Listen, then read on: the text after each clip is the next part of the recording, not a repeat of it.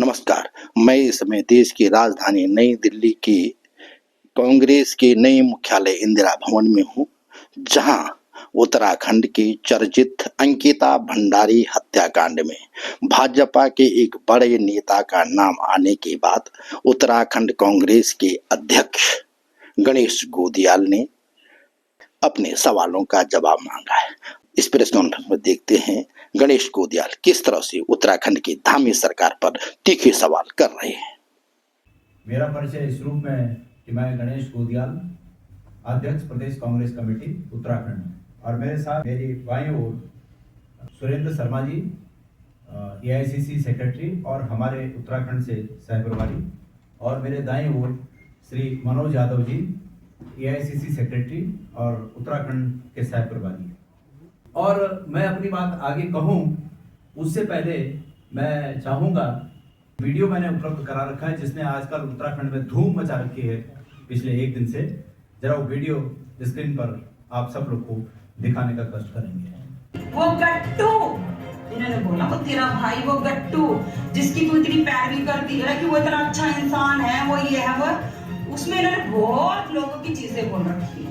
बोलते चले गए कि वो गट्टू उस रात जब अंकिता भंडारी हत्याकांड हुआ था वो गट्टू वहां क्या था, ये सब चीजें इन्होंने बोली उनके बारे में। दुष्यंत कुमार गौतम के बारे में मुझे बोलने में कोई आपत्ति नहीं, क्योंकि वो ऑडियो वायरल हो रही है, इनकी आवाज, मेरे पति की आवाज की वो ऑडियो वायरल हो रही है जिसमें उन्होंने दुष्यंत का नाम लिया। क्यों आरती गौड़ ने उस रात बुलडोजर फिरवा दिया था? उसी कमरे में सबसे पहले बुलडोजर क्यों चला जिस कमरे में वो हत्याकांड हुआ, जिस कमरे में सब कुछ पूरा प्रकरण हुआ, सब चीजें हुई? क्या उस रात ये ग्रुप सेक्स करने जा रहे थे सबके सब? आप हमें बताइए। और उस रिकॉर्डिंग में खाली एक उन्हीं का नाम नहीं है, उनको तो गट्टू गट्टू करके पुकारा जा रहा था, और भी लोगों के नाम है उसमें। और आप लोग सब लोग कह रहे हैं कि सोशल मीडिया पे वायरल कर दो। मैं वो सोशल मीडिया पे मैं तो सोशल मीडिया का बहुत आदर करती हूँ, क्योंकि मेरी जिंदगी में जितने भी न्याय मुझे मिले हैं वो सोशल मीडिया के माध्यम से ही मिले हैं, पत्रकार बंधुओं के माध्यम से ही मुझे मिले हैं। और मैं कोई अपराधी नहीं हूँ कि मैं भाग जाऊंगी या मैं छुप जाऊंगी और मैं कह दूंगी जी मेरे पास तो सबूत ही नहीं है, इसलिए मैं लाइव आई हूँ।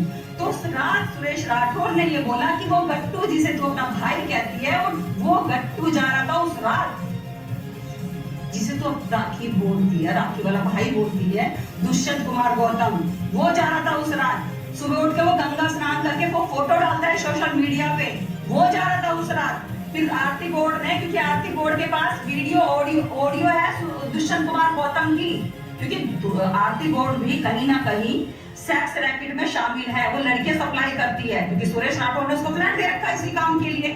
तो वो सारी चीजें, वो रिकॉर्डिंग, उसमें बहुत गणमान्य लोगों के नाम है।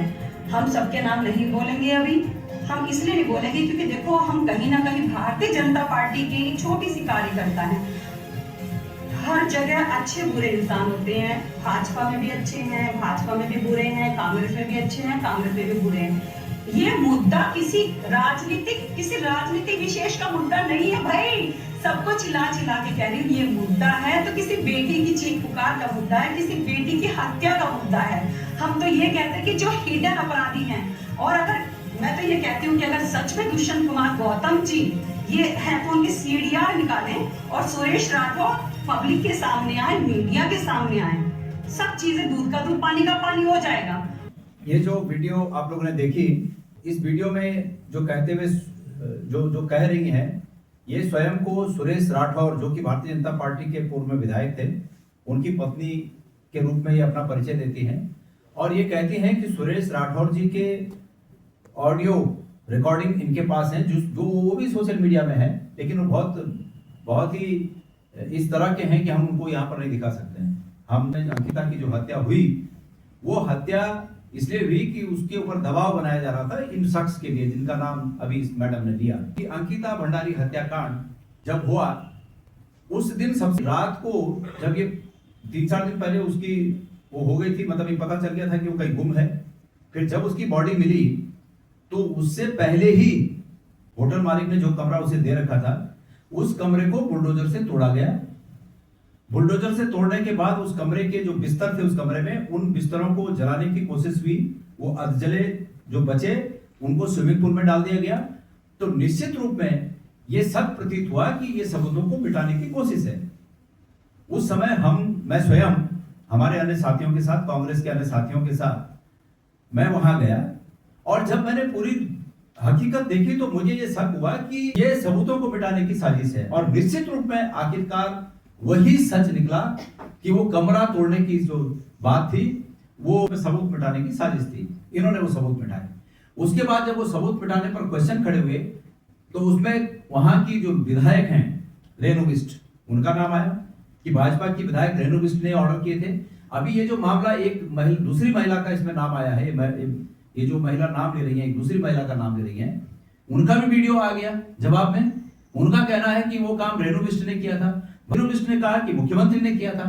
मैं भारतीय जनता पार्टी के नेताओं से आज दोबारा इतने सालों के बाद इस बात को पूछना चाहता हूं कि ये बताएं कि उस कमरे को तोड़ने के पीछे उनकी जल्दी क्या थी। सबसे बड़ी बात, इस प्रेस कॉन्फ्रेंस को दिल्ली में करने का जो मेरा मकसद है वो ये है कि हमारे आदरणीय प्रधानमंत्री मोदी जी उत्तराखंड जाते हैं और बड़ी बड़ी बातें करके आ जाते हैं। 2-4 शब्द गढ़वाली में या कुमाऊं की तरफ गए तो 2-4 शब्द कुमाऊनी में कह के और अपने फर्ज की इतिश्री करके आते हैं। और जितनी बार अंकिता भंडारी हत्याकांड के बाद प्रधानमंत्री जी उत्तराखंड गए, हमने उतनी बार उनको उनके कर्तव्य को याद दिलाया कि वो उसको उत्तराखंड छोड़ने से पहले अरेस्ट कराते। हमने ये मांग की, चलिए उनके उत्तराखंड छोड़ने से पहले ना सही, लेकिन कभी ना कभी तो कराते, लेकिन ऐसा नहीं हुआ। मैं नेशनल मीडिया के सामने बीजेपी पार्टी पर और उत्तराखंड की बीजेपी सरकार पर यह आरोप लगाता हूं, उत्तराखंड के लोगों ने जो सत्ता की ताकत उन्हें इस रूप में दी थी कि वो उत्तराखंड के लोगों का भला करेंगे, पूरी ताकत इस केस को दबाने में लगाई, अपराधियों को बचाने में लगाई और अंकिता भंडारी को न्याय न मिल सके, इसमें सत्ता की पूरी ताकत लगाई गई। एसआईटी बनी, लेकिन एसआईटी ने जो काम किया वो ये किया कि जो गवाह थे उन गवाहों को धमकाने का काम किया।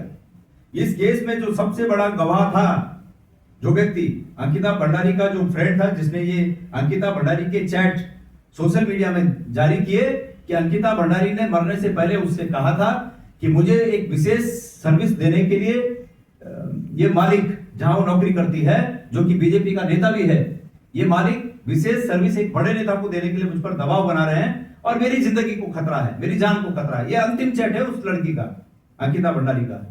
और उसके बाद उनको धमकाना कि भाई तुम इस तरह गवाही दो, जितने गवाह इसमें आए उनको धमकाना, जिन्होंने सबूत मिटाने की कोशिश की उनको बचाना। तो ये स्पष्ट रूप से दिखता है कि भारतीय जनता पार्टी की सरकार अंकिता भंडारी केस में अपने नेताओं को बचाने का काम कर रही है। और इस केस में वीआईपी का नाम उनके ही लोगों के द्वारा जब सामने आया, उसके बावजूद आज 2 दिन से वो सरकार कुछ करने को तैयार नहीं है। 4-5 तारीख तक, जनवरी 4-5 तारीख तक अगर उत्तराखंड की सरकार इसकी सीबीआई जांच की संस्तुति नहीं करती है तो हम उत्तराखंड के एक मंडल, गढ़वाल मंडल के मुख्यालय में एक विशाल धरना प्रदर्शन और सरकार की खिलाफत करने के लिए एक आयोजन करेंगे। ये सीबीआई की जांच किसी माननीय न्यायाधीश की अध्यक्षता में हो, मैं ऐसी मांग करता हूं। और आपके कोई प्रश्न हो तो उसका स्वागत है। गणेश जी, मैं अभिनव कलोड़ा हूं, यूनिवार्ता से हूं। मैं जानना चाह रहा हूं, जब ये कांड हुआ था तो उस समय प्रियंका गांधी जी ने और राहुल गांधी जी ने इस मामले को उठाया था, राष्ट्रीय त्रिपुष्टा था और एक जोश भरने का काम किया था। तो जो जोश आज आप दिखा रहे हैं कि हम घेराव करेंगे, ये करेंगे, तब उत्तराखंड कांग्रेस में शिथिलता क्यों थी? नहीं, मैं आपके मैं धन्यवाद देता हूं, आप प्रश्न पूछ रहे हैं, अच्छी बात है, हमें सफाई का मौका दे रहे हैं। जब से अंकिता भंडारी हत्याकांड हुआ, अगर उत्तराखंड के सोशल मीडिया को आप खंगालेंगे तो कांग्रेस पार्टी के रूप में भी और कांग्रेस पार्टी के नेताओं के रूप में भी प्रत्येक नेता की सक्रियता एवरेज से अधिक रही, एवरेज से अधिक। हमने हर तरह से सरकार को घेरने का काम किया, लेकिन सरकार ने सत्ता का उपयोग करके उस जांच को दबाने का काम किया।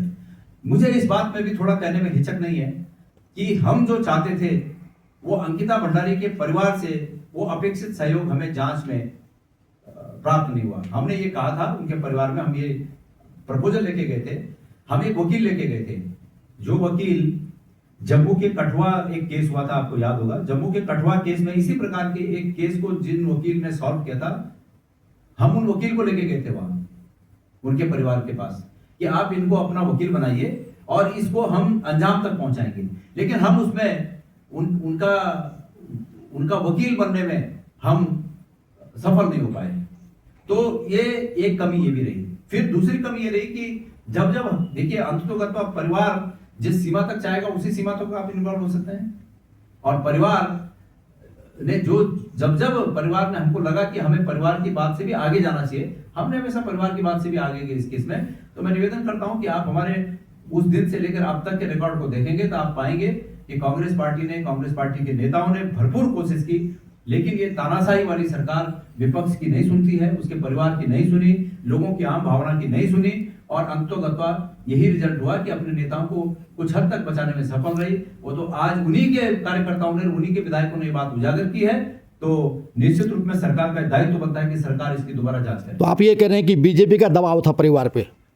मैं ये नहीं कह रहा हूं कि बीजेपी का दबाव था, उन लोगों की अपनी सीमाएं हैं। मैं उस परिवार को क्यों क्रिटिसाइज करूं? उनकी देखिए, गांव के लोग हैं, बहुत सीधे साधे लोग हैं, शहरों में आने से भी डरते हैं। तो उनकी अपनी सीमाएं हैं, वो किस सीमा तक इसको करना चाहते थे। लेकिन चूंकि अंकिता भंडारी हत्याकांड का मुद्दा सिर्फ एक परिवार का मुद्दा नहीं है, अब अंकिता भंडारी हत्याकांड का मुद्दा पूरे प्रदेश की बेटियों से संबंधित और महिला सुरक्षा से संबंधित मुद्दा बन गया है। इसलिए हमारा ये फर्ज बनता है कि हम सरकार पर ये दबाव बनाएं कि उस बेटी के साथ न्याय हो और इसकी तटस्थ जांच हो। सर, मेरे दो सवाल हैं। पहला सवाल यही कि अंकिता भंडारी के मर्डर के मामले में आप सीबीआई जांच की मांग कर रहे हैं। आपके जो टॉप के लीडर हैं वो ये कहते हैं कि जांच एजेंसी जो है वो केंद्र सरकार की पिट्ठू हो गई है। तो आपको लगता है कि यहाँ पे जो है अंकिता भंडारी मामले में सही से जांच हो पाएगा? दूसरा सवाल ये है, एक करके पूछिए, एक ही सवाल, इसका पहले जवाब दे दूं मैं। देखिए, पहली बात तो ये है कि मुझे भी शक है कि सीबीआई सेंट्रल गवर्नमेंट की, मैंने अभी अपनी प्रेस वार्ता के दौरान ये बात कही भी, अभी दोबारा दोहरा रहा हूं, हमें इस बात का हमेशा अंदेशा रहता है। इसलिए हमने ये बात कही है कि सुप्रीम कोर्ट के माननीय किसी न्यायाधीश, वर्तमान या रिटायर्ड न्यायाधीश जी की अध्यक्षता में, उनकी देखरेख में ये जांच